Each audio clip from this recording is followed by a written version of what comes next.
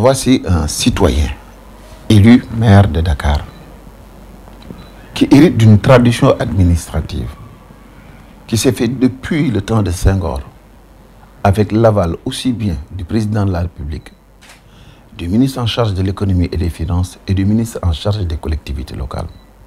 Une stratégie qu'ils ont mise en place pour mettre à la disposition du maire de Dakar chaque mois via des factures, qu'elles soient justifiées, valables ou pas. C'est ça la méthode avec laquelle ils l'ont fait pour permettre au maire de Dakar de bénéficier de l'argent qu'il pourrait éventuellement mettre dans les opérations d'aide aux populations en détresse du point de vue de la santé, etc., ou support ou appui à l'État du Sénégal dans divers domaines, comme par exemple le cas d'Avilene.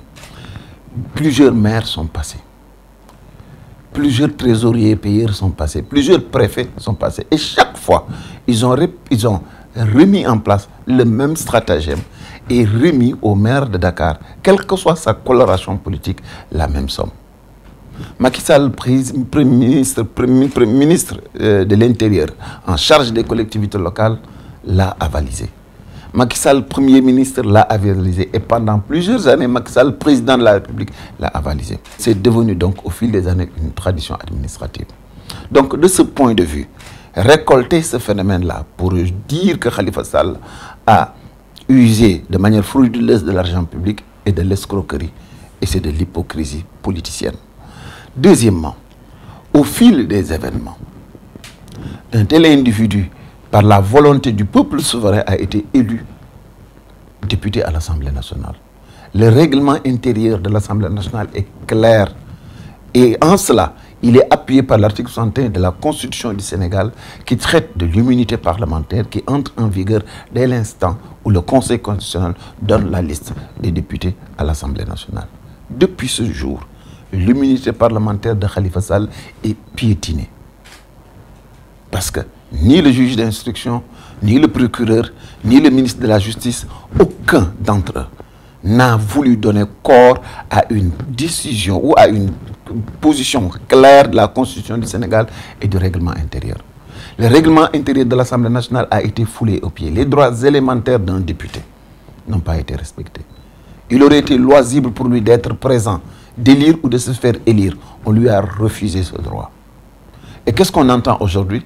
Ces mêmes procureurs, ces mêmes juges d'instruction reviennent pour nous demander la levée de l'immunité parlementaire d'un député, une immunité parlementaire qu'ils ont refusé jusqu'à aujourd'hui de reconnaître. Quelle est l'utilité de demander la levée de son immunité parlementaire? La raison est que il prouve par ce fait, pour les Sénégalais, pour tous ceux qui sont des acteurs et des patriotes de ce pays, que voilà maintenant que devant le fait de vouloir le juger, ils sont dans l'obligation de lever son immunité parlementaire, mais il est cocasse quelque part de chercher à lever l'immunité parlementaire d'un député qui est en prison, qui est en privation de liberté. Donc c'est ça le problème du Sénégal. On ne parle pas de Khalifa Sall à proprement parler. On parle de l'Assemblée nationale, on parle de la séparation des pouvoirs, on parle de l'exercice du droit et des libertés. On parle d'un pays que nous avons en commun la charge de construire.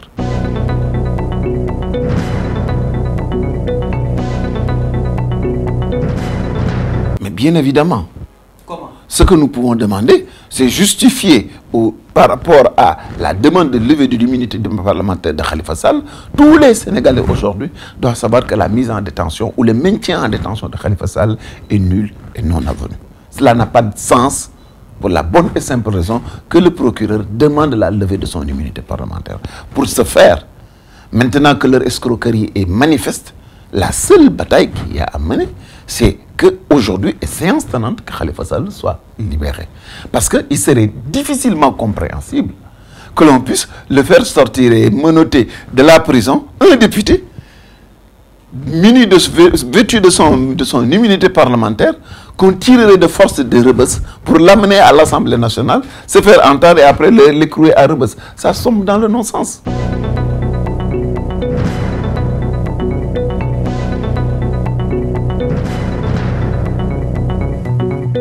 Moi, je ne suis pas militant du Parti socialiste sénégalais, je ne risque pas de le devenir.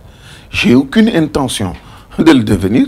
Et je ne peux pas aujourd'hui me permettre, en tant que responsable du FSD/BJ, de m'immiscer dans les débats internes au Parti socialiste. Tout ce que je peux dire, c'est que le Sénégal est malade.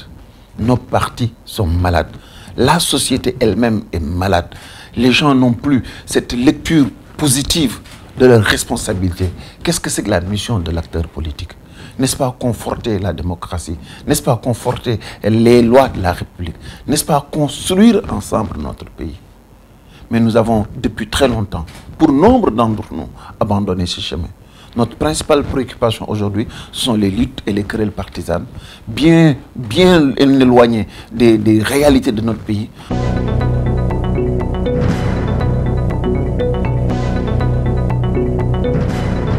Elle est à l'image de notre pays, elle est à l'image de toutes les formations politiques. Nous nous battons au quotidien pour nous donner les moyens d'être conformes à notre discours. Vous savez, le FSD/BJ a cette marque. Les Sénégalais nous ont observés sur plus d'une vingtaine d'années. Contrairement à beaucoup de formations politiques, nous savons rester constants. Nous savons rester francs et debout dans nos engagements. Nous n'avons jamais été encore pris en défaut. Et c'est peut-être cela qui explique la situation du FSD/BJ. C'est cette forme de rectitude que nous essayons d'imprimer à notre action et que nous imprimons à notre parti politique. Les Sénégalais savent à quoi s'en tenir avec le FSD/BJ.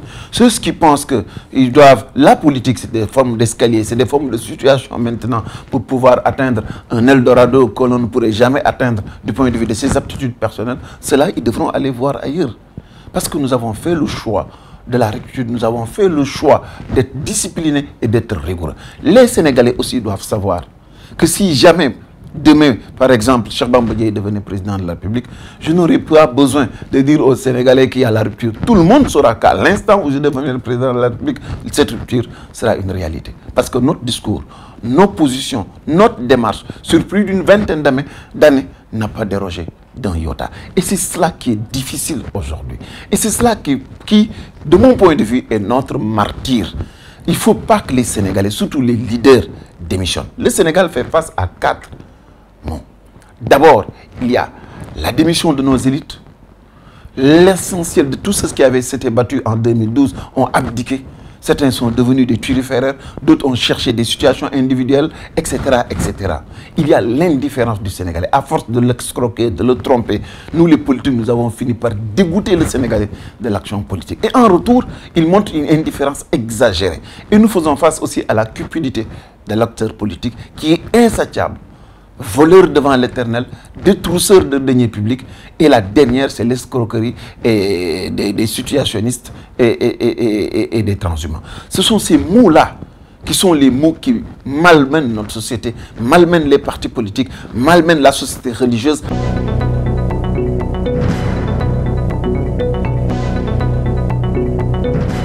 De toutes les manières, cela va de soi. Je ne suis pas éternel, d'autres ont été là bien avant moi et je n'ai aucune envie de mourir en politique. Certains ont inscrit leur action politique bien avant les indépendances et à l'instant de leur mort, ils ont été dans des situations de transhumance. Et c'est ça qui est mauvais. Je n'ai aucune envie et je veux rassurer tout le monde de vieillir dans la politique parce que je pense qu'il y a beaucoup de choses qui sont beaucoup plus intéressantes pour lesquelles j'aimerais au moins, dans une phase de ma vie, travailler dans ce secteur.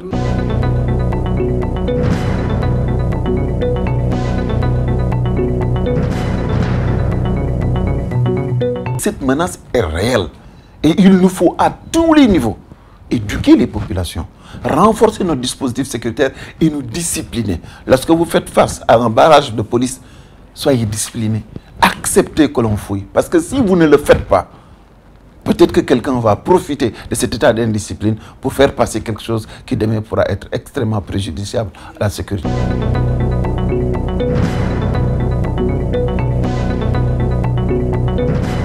Je crois que nous commettrons l'une des plus grandes erreurs si nous négligeons ce phénomène-là, si nous n'y préparons pas, si nous ne mettons pas en place des mesures de contingentement et des mesures d'endiguement. C'est cela la réalité, parce que gouverner, c'est prévoir. Et on ne pardonnera pas à nos leaders des légèretés qui pourraient demain être préjudiciables à la sécurité des Sénégalais. La Côte d'Ivoire est aussi éloignée des premiers théâtres de confrontation directe du terrorisme sous-régional. Et pourtant, vous avez vu ce qui s'est fait sur les plages ivoiriennes. Et vous croyez, qu'est-ce qui peut empêcher concrètement aujourd'hui une telle menace de s'exercer sur le Sénégal? Il n'y a que deux choses, des forces de sécurité aux aguets, au taquet, et des citoyens informés, éduqués, avec de bons comportements et des réflexes d'autodéfense qui nous permettent demain de pouvoir minimiser cette menace.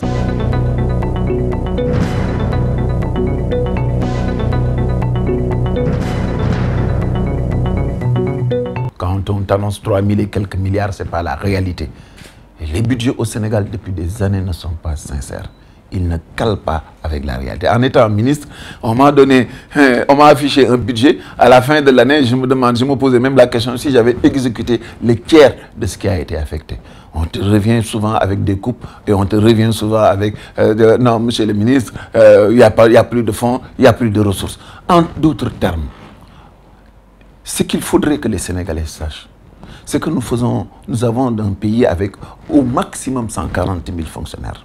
Et ces 140 000 fonctionnaires consomment, rien que sur le budget de l'année, de l'exercice passé, consomment plus de 2 000 milliards en termes de fonctionnement. Je ne parle pas de salaire.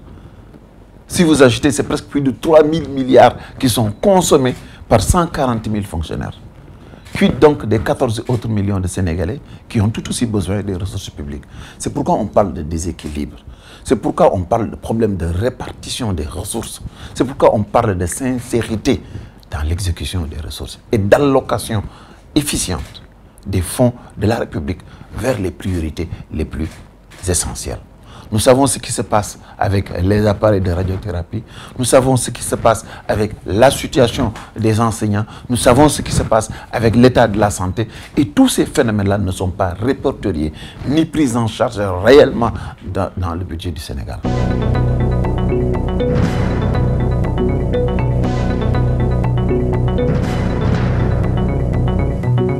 La réalité, c'est que notre système de santé est déficient.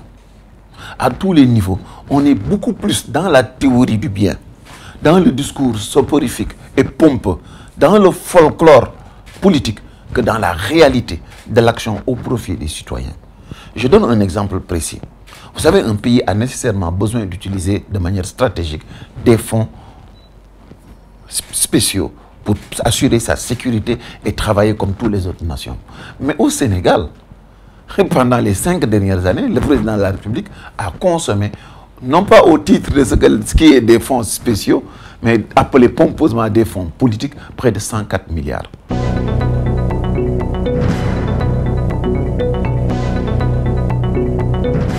Mais à l'État du Sénégal, bien évidemment, je sais bien qu'il y a des phénomènes qui sont nécessaires dans un pays. Mais 104 milliards, ça renvoie à 20 hôpitaux qui auraient pu être réalisés dans notre pays. 104 milliards, ça renvoie à 13 300 salles de classe qui auraient pu être réalisées dans notre pays. Quand vous faites ces rapports, vous vous rendez compte de l'extraordinaire manque de générosité, de cette forme de filouterie qui a été érigée en mode de gouvernance qui caractérise notre pays. Les raisons de notre sous-développement, les raisons du retard, les raisons de Aïcha Diallo, de Fatou Diallo, de Mamadou Diop, de beaucoup d'autres qui souffrent le martyre dans nos hôpitaux et dans nos écoles, trouvent leur explication.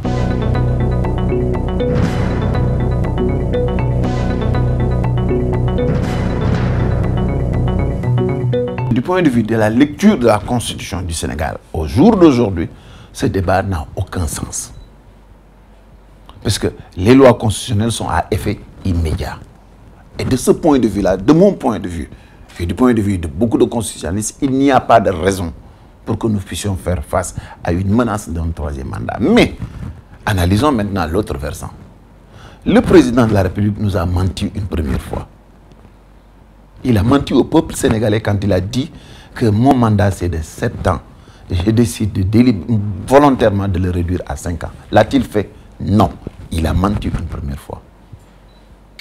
Une deuxième fois, il nous a menti en utilisant les ressources de la République pour une opération d'escroquerie sur la carte d'identité nationale qui s'est aujourd'hui révélée inutile, inappropriée et qui nous a amené énormément de déficits en termes de situation. Que n'a-t-il pas déclaré vis-à-vis de beaucoup de choses dans la République? Moi, jamais je ne nommerai tel individu à telle fonction. L'a-t-il respecté? Non, il nous a menti une deuxième fois. Qu'en est-il de la traque des biens mal acquis? N'avait-il pas promis une traque impitoyable? N'avait-il pas promis une gestion sobre et vertueuse? Un président de la République qui n'a pas de vergogne pour mentir à ses citoyens, qui a été pris en défaut une fois, deux fois, trois fois, quatre fois, cela doit mettre le doute dans la tête de chaque Sénégalais. Et c'est cela qui nourrit le débat au Sénégal. Les gens ont peur.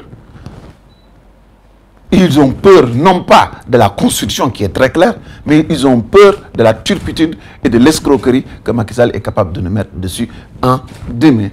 Lorsqu'il se rendra compte que toute chose finira par ailleurs et que toute chose pourra être réglée, je crois que rien que ce phénomène-là, avec l'ensemble des turiféraires, de tous ceux qui avaient accompagné Senghor et l'ont abandonné, ont accompagné Abdou Diouf et l'ont abandonné, ont accompagné Abdoulaye Wade et l'ont accompagné, et qui aujourd'hui constitue son arrière-garde, je pense que nous avons un ensemble de systèmes qui demain ne surprendrait personne si ce débat sur un troisième mandat pour Macky Sall est évoqué.